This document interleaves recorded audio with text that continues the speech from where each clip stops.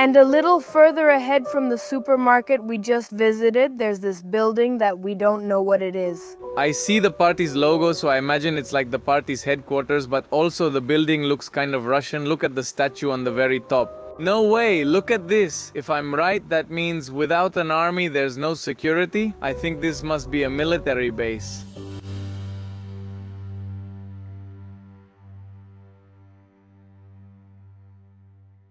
We're arriving at one of the coldest parts of China, but this is just halfway in a place called Yagedachi. We don't know what's here, and as you can see, the train is completely frozen. Look at this. Here we must be at around minus 20 something degrees, and you can't just take it off like that. You have to melt it slowly because this is stuck to the ice. Indeed, that confirms our suspicion. Here we are at minus 23 degrees, and this isn't even the coldest time of year. The coldest time is in January.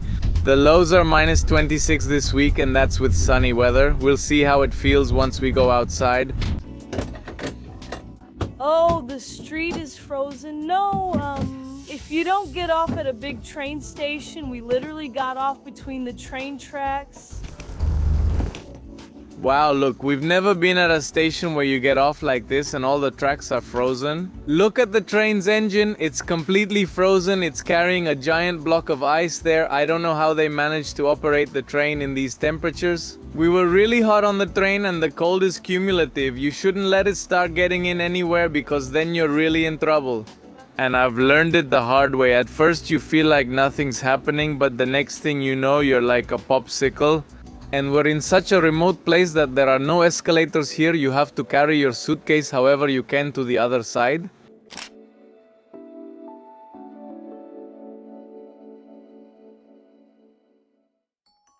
I don't even think you can enter the station. You go straight out to the street. We're going to freeze. We don't have a hotel. What do we do? I thought we were arriving at the station. We should have looked for a hotel earlier. Where is this document from? From Mexico. Is this downtown? Yes. Basically, this is downtown. And is there a hotel here? Yes, there's a hotel here. That's good because there isn't. And you? Are you? Yes, I'm at the station. Where did you come out? Where did you leave from? From the stairs? Yes, where did you leave from? He got upset and wouldn't let me see the screen, so I said I just wanted to check if it was set up right. And you can tell they don't see passports very often. The cold builds up quickly, but look at this guy, none of them are wearing gloves. Little by little, they were arguing because he said, "See, I told you they spoke Chinese, I told you." Just look at where we are. In the previous city, we said we were in the ass of China, but this is the real ass of China. We're walking on compacted snow. It's super dangerous. You can slip really easily here and take a hard fall. This really feels like a real adventure because it's like the abandoned tundra. Add this station to the most epic stations we've seen. Not because it's beautiful, not because it's impressive, but because of how remote it is and the extreme temperature you experience here. In fact, there are no cars and it's not even that late. It's 10 at night, 11 at night. Let's go to the hotel. Welcome to the Yagedachi Hotel. Hello, we're going to stay. How much is a night here? 140. Is there a food court here or a barbecue? Food. Is there food at night? A lot of food. Basically, it's different.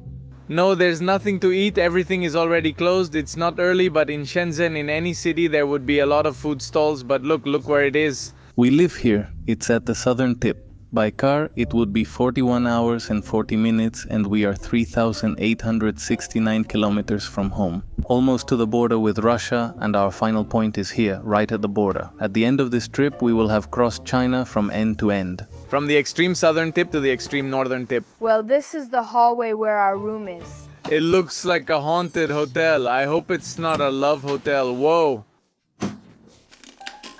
Wow, you even have a living room. No way. No más, está enorme. Chinese decorations and all that, but it has a living room, it has a table to work at tomorrow. Feels fancy for 120 yuan. I mean, it's not luxurious. The hotel is old, but for 100 yuan, it's amazing. The next day, welcome to the Himalayas. Freezing! Welcome to Yagedachi. Yesterday we arrived at this station, which is in a village we had never heard of and that many other Chinese people had never heard of either. I looked it up on Chinese social media and there were 2 posts from people saying, wow. On the way north, I discovered this small village that no one has ever heard of. There isn't much here, but it's very charming to walk along its trains. And since we couldn't find a direct train to the Russian border, we ended up stopping here, and what better way to get to know it than by walking through its alleys? Let's explore Yagedachi. By the way, it started snowing this morning, and I have to say, this place looks very different during the day. Watching the cars go by and everything, it's so different from yesterday when it felt like we were arriving in a ghost town. Real people actually live here. A quick introduction. Yagedachi is an urban district under the direct administration of Daxing Anlin Prefecture in Heilongjiang Province in northeast China. It is located in a mountainous region and sits at an average altitude of 472 meters above sea level. And according to the 2020 census, 137,105 people live here. The area is home to various ethnic minorities such as the Orochen. That's a new one. In fact, it says here that the name Yagedachi comes from the Orochen dialect and means place of Mongolian red pine. But the most interesting thing of all is that there are only between 8,000 and 9,000 people left from the Orochen minority in the whole country, and some of them are here. I imagine that even in Yagedachi, it can't be easy to run into an Orochen because there are so few of them. Just imagine, 8,000 people in a country of 1.4 billion inhabitants. It really must be something very strange. Each one of them is worth their weight in gold. Ni hao. Is that Wang Juma? Liter. Very good, very good. Wang de Kaisin, did you see his toy? That's how it is in this part of China. Yagedachi's toys? Nothing like a walk at minus 12 degrees while it's snowing in an empty town. Yesterday we walked down this street and everything was dead. Honestly, it was even a little scary and I told Noelia China is very safe, but here we are very far from the long arm of Beijing, so maybe we shouldn't go so far. But in the end, we walked almost the whole town and nothing happened. So it's even less of a problem during the day. Just look at the layers and layers of snow here on the trees. It's incredible how the snow gets polluted. It's probably going to snow all day. But the good thing is that we can walk in the snow. If it were raining, it would be much harder. Something very particular that we noticed yesterday is that just like in the Dongbei area, this city also has architecture that doesn't look like the traditional China that we all have as a stereotype. It looks like Russia. These cities in the north really do look very different. And I was telling Noelia that the way people speak here is also very different. Because normally people refer to the northern accent as just one single accent. But keep in mind that Harbin, which is already considered the north, is more than 1,000 kilometers from here. Let's say that now we really are at the very top tip of the country, and we still have to travel 7 more hours by train to reach the border. I imagine that customs must vary a lot, just like we have a different accent in Mexico City and in Monterrey, and just because it's the north of China doesn't mean it's closer to everything. And here is the city's monument. Yesterday Noelia thought it was a unicorn, but looking at it closely it's a bull. Without testicles, like the well-known one in the United States and elsewhere in the country, this appears to be a female bull. What does that mean? I don't know, because I can't read these characters that look handwritten. If there was something I didn't expect to find, it was a burger joint in this place. But they have burgers and hot dogs to go. But that's not all, Mitzi. This morning I was looking on Elema, which is like the Chinese Uber Eats or Rappi, and then I said, well, let's see what they have. I always use it to see what's being sold in the area, what people eat, and here, interestingly, I found everything except what we've usually been eating in China. A vegetable salad, they have sandwiches, noodles, soup, hamburgers, and then you click on other sections and it's the same. I mean, they have their own kind of food. It's not the usual stuff we always see. And that's very strange. We're in a very small city. And we've also come across a lot of sex shops. There's one next to our hotel and here's another one. And maybe in such a cold place, there aren't many forms of entertainment, bars, karaoke, and the adult industry. Imagine being a police officer here. I hope he's carrying one of those bags that heats up to about 50 degrees. Because standing there for hours directing traffic can't be an easy job. My deepest admiration and respect for the traffic officer. Look, this guy is driving his car right at us while the pedestrian light is green. They completely ignored the traffic light. Look at the signs where they advertise houses for rent, jobs, and so on. They scribble on them here. That's something you won't see in other places. Look. They went too far with this. I feel like this is the soundtrack right now. What's that? Is it a strainer? This is the traffic light. What is this? Intervention by R? Traffic intervention, and if you don't speak, who knows what this is? If you don't speak, Who knows what this is? My brain froze faster than that ice when this man spoke to me. I didn't understand anything. Did you understand anything? no, and that's what I was telling you, that the accent changes a lot. The further north we go, the less I understand, and supposedly this is where they speak a more standard version of Mandarin. What happens is that in northern China they have something called Arhuain or something like that. It means that for everything they say they add an AR, like they're pirates. For example, flower would be hua, but they would say huar.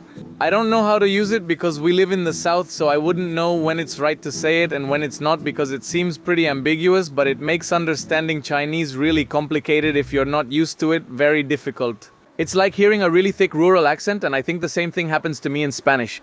When we visited the village in Spain, Noelia's grandparents couldn't understand anything. But you know what's curious? When you study Chinese with Duolingo, instead of teaching you to say chili, they teach you something like chur, nar, nar.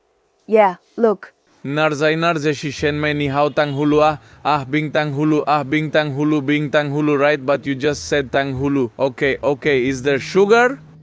Yes. How much? $10. Do you have strawberry? Yes. How much? $10. What's this? Banana. Oh, banana. Tea, some. What is that? I don't know what this is. What is this? But isn't it cold? She is cute. She is so nice. From Cancun? Perfect. Typical of the...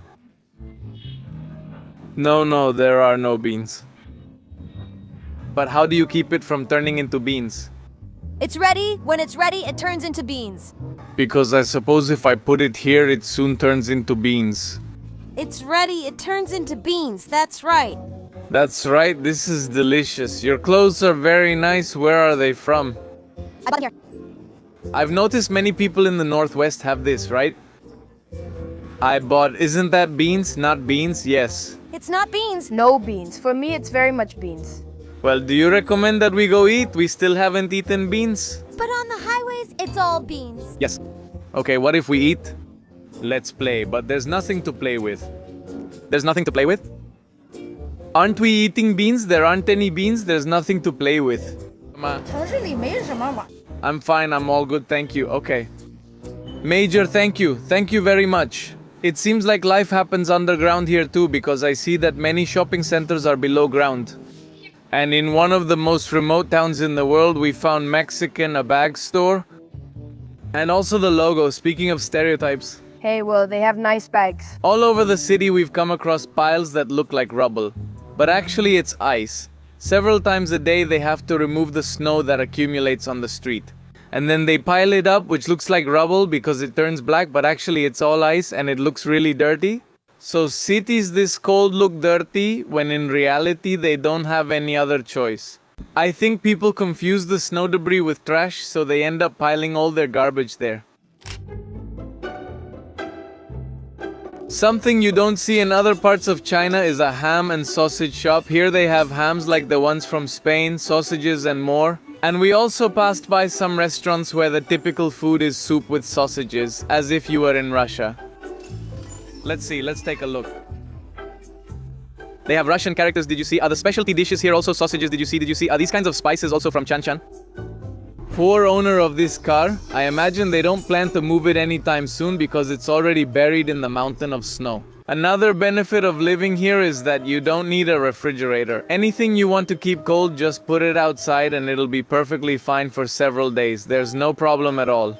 The only problem could be a little thief. You've probably noticed that one of the biggest problems in this kind of city is getting rid of the snow because it doesn't melt and it turns into pollution. And until now I've been wondering, where do they put all the excess? Well, it turns out they put it here. Just look at the park. What's supposed to be the public park, it's turned into mountains of snow. And maybe that's why in the city of Harbin they build the ice city. Maybe it's also the excess snow and ice they have left over. Yeah. You know what's funny? Do you see all the Elema scooters parked there with like a pile of snow on top? That's a clear sign that someone hasn't gone to work in a while. Hey, that's true. I hadn't thought about it. The process of going to work for them would be like this. They arrive. Now that's it. What you don't know is that he's using it as a freezer. Right? No, this motorcycle, it even has the key, look. You could steal it if you wanted to. How the hell can they operate these electric carts? This cart is completely electric, it's tiny, they put it there. And they operate at temperatures as low as minus 40 degrees, ni hao? Is this a big store? You don't understand me? You don't? Can it be used at minus 40 degrees? It's warm. Right? Is it really that hot? 50 degrees, 50 degrees? Yes. Yeah, it's really cool. Will you buy it for me? This is an apartment complex and the same thing happens with the snow everywhere. They have to pile the snow into huge mounds like rubble because there's no way to get rid of it. Imagine what it must be like if there's a heavy snowfall. And what sounds fun to many people, a snowfall can become a real problem for them. Something we've noticed a lot is that there's a ton of urine all over the city, whether it's from dogs or men who couldn't hold it. On the sidewalks, on the trees, and even in places you wouldn't imagine you see urine stains. That doesn't mean this place is dirtier than other cities. Maybe the problem is that the snow is white, so it's very obvious when someone does it. In other places you wouldn't notice it, especially on the trees. Is it ice cream? It's ice cream. Look, an ice cream shop. It's a supermarket. Look, they have the frozen section here. Pig's feet, wings, fish. They have dumplings here in case you want to take them home and cook them there. This is great. We want to eat ice cream, but I'll only have one because it's too cold. Look at the ice creams. Ah, this looks delicious. I think I'm going to eat this chocolate. Just one, just one. He doesn't eat. So he has to lose weight? Oh, the Chinese guy says it's really good. Where? How much is this? 3 yuan, that's fine. See what the supermarket looks like here in Yagedachi. Outside, as you already saw, we have the frozen foods. Over there we have some nuts, and now we're going to go inside. It's warmer in here. We have different kinds of fruit. On this side over here we have some boiled foods ready to eat. Corn on the cob, some preserves, nuts, eggs. I think these are some kind of insect. The Edge burger place, they're moving. They moved this friend over here. Over here are some types of bread, and this is something very common that you'll see in China, right? This looks like a chocolate bread. What you see there that looks like chocolate chips is actually red bean. Here we have a section that seems like it's on sale. We have seaweed noodles that I think are made of rice. Something that's always interesting in Chinese supermarkets is the candy section because they have very unique things. For example, you can find a lot. Like these dehydrated ones that are made from vegetables, beans, these are made from peas. But something even more unique is, for example, finding this kind of packaging that looks like some sort of jerky, but this is actually tofu.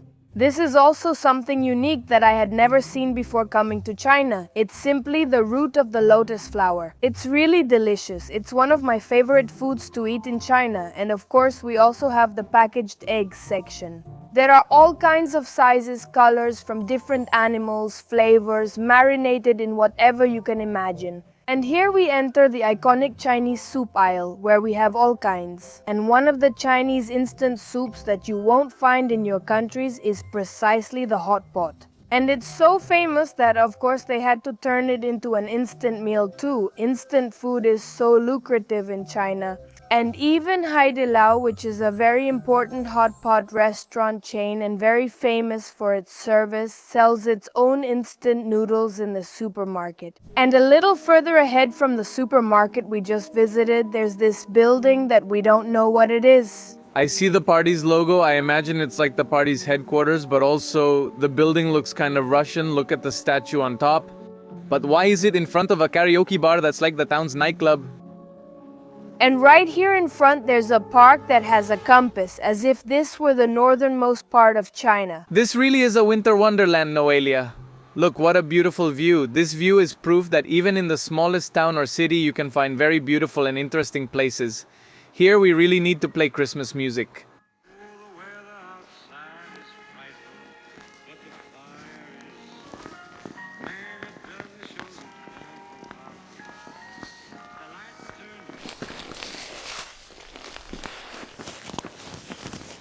Loser. No way, look at this. Min Wuping Puan, if I'm correct, that means without an army, there is no security. I think this must be a military base. Here's the exercise equipment people come to use, I guess. And when there's no bread, tortillas will do. If you can't go out to play soccer or basketball because the courts are all covered in snow, well, you can come here to swing on the swings, do bar exercises, or just walking in the snow is a workout in itself. But I'm surprised because the whole park is decorated with army weapons. Let's try one of the favorite pastimes of the people in this area. Play. Hey!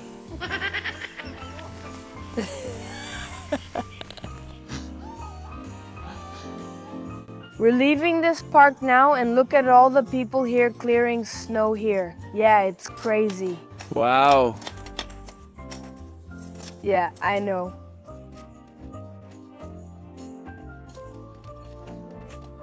The day-to-day life in a place below zero. And look how everyone leaves the office to start breaking the ice.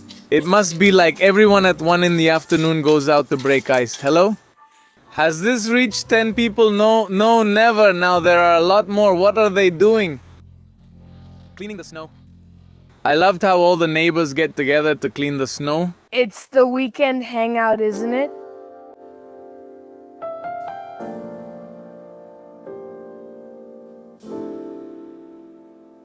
The time has come to leave. It's 2:30 in the morning and we don't know why the trains run at this hour, but it's time to say goodbye to Yagedachi.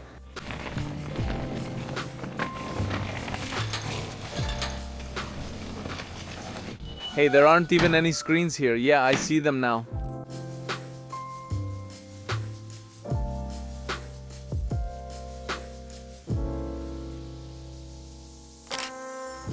Just look at the door of this train. It's unreal. It feels like you're inside a freezer, you see? But here we go again. 8 hours.